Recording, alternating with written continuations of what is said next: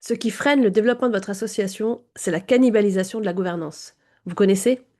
La cannibalisation de la gouvernance, c'est ce que je vois chez quasiment toutes les assos qu'on accompagne, qui arrivent dans le programme d'accompagnement Assopreneur, sauf les assos qui ont utilisé le modèle de statut Assopreneur qu'on propose et les assos qui se sont construites dès le début sur la méthode que l'on recommande. Mais pour toutes les autres assos qu'on accompagne, qui sont déjà créées quand elles arrivent dans notre programme, c'est ce que je vois quasiment à chaque fois. Parce que qu'est-ce que c'est? En fait, c'est quand on a une réunion, qui prépare une réunion, qui prépare une réunion, qui prépare une réunion. Et en fait, on passe son temps à préparer des réunions. Et on s'ennuie. C'est quand une réunion mange une autre réunion, qui mange une autre réunion, qui mange une autre réunion. C'est par exemple quand on a le bureau qui prépare le CA, qui prépare l'AG, qui prépare le conseil, qui prépare le groupe de travail, etc., etc. Et ça, c'est une catastrophe. En fait, pour les personnes bénévoles qui sont impliquées dans ces réunions, si vous êtes au niveau le plus haut de la réunion, bah, vous tapez les mêmes sujets tout le long et vous perdez votre temps en fait. Et pour les personnes qui sont dans les réunions suivantes, qui ont été préparées par les réunions précédentes, bah, vous voyez bien que tout a été ficelé d'avance et ça vous démotive totalement. Vous voyez bien que vous savez rien du tout, vous perdez votre temps aussi. Tout le monde perd son temps à droite et à gauche, c'est une catastrophe. Donc moi, ce que je propose pour rééquilibrer les organes de gouvernance, c'est que chaque organe a une utilité et doit avoir des compétences différentes. Et ça, c'est hyper important. Dans la loi 1901, vous savez, c'est une loi de liberté, je dis toujours, c'est une des plus grandes lois de liberté en France. Vous avez le droit de faire ce que vous voulez au niveau de la gouvernance. Il n'y a rien qui est imposé, il n'y a rien qui est indiqué. Mais les us et coutumes de l'associatif, c'est d'avoir AG, CA, bureau.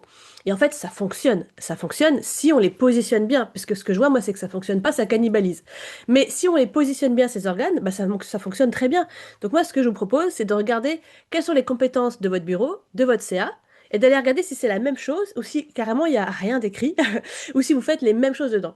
Donc moi, ce que je vous recommande pour que ça soit efficace, intéressant pour vous qui pilotez votre asso et pour les personnes qui sont impliquées dans vos réunions et qui donnent de leur temps pour vous aider à réfléchir, et pour que tout le monde y gagne et que l'asso se développe, soit pérenne, etc., eh bien, c'est que je vous propose que le conseil d'administration, qui porte mais très très mal son nom dans toutes les assos, on sait très bien que dans tous les CA, c'est en fait le bureau qui prépare les réunions, qui décide de tout et qui emmène tout au niveau du CA et après le CA valide. On le sait, c'est quasiment tout le temps comme ça.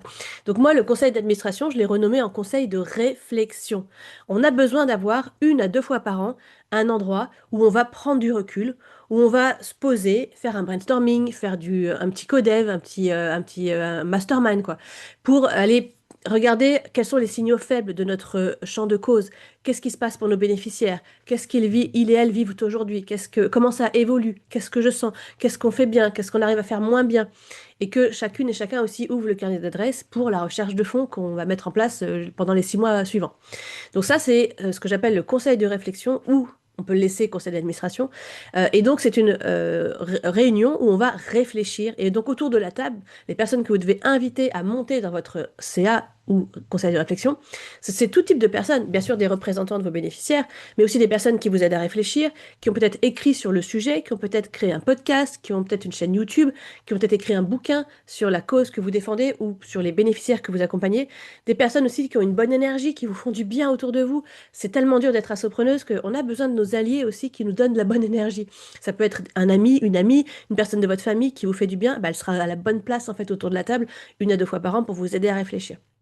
Voilà.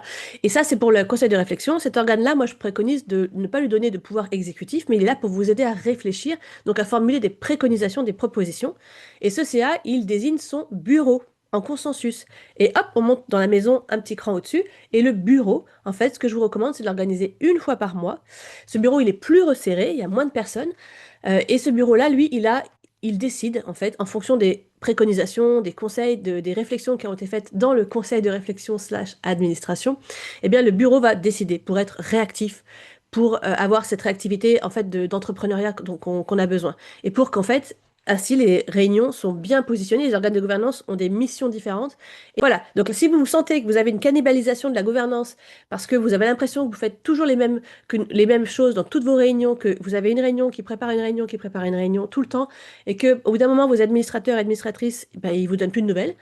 Une personne bénévole, quand elle a l'impression de perdre son temps, elle s'en va. Et comme elle est débordée par plein de choses qu'elle a dans sa vie, parfois elle n'a même pas le temps de vous le dire. Elle vous répond juste plus. Et oui, ça arrive partout, tout le temps. Donc pour cela, la cannibalisation, c'est une catastrophe. Donc je vous invite à vraiment à repositionner vos organes de gouvernance et à bien écrire dans vos statuts qui fait quoi.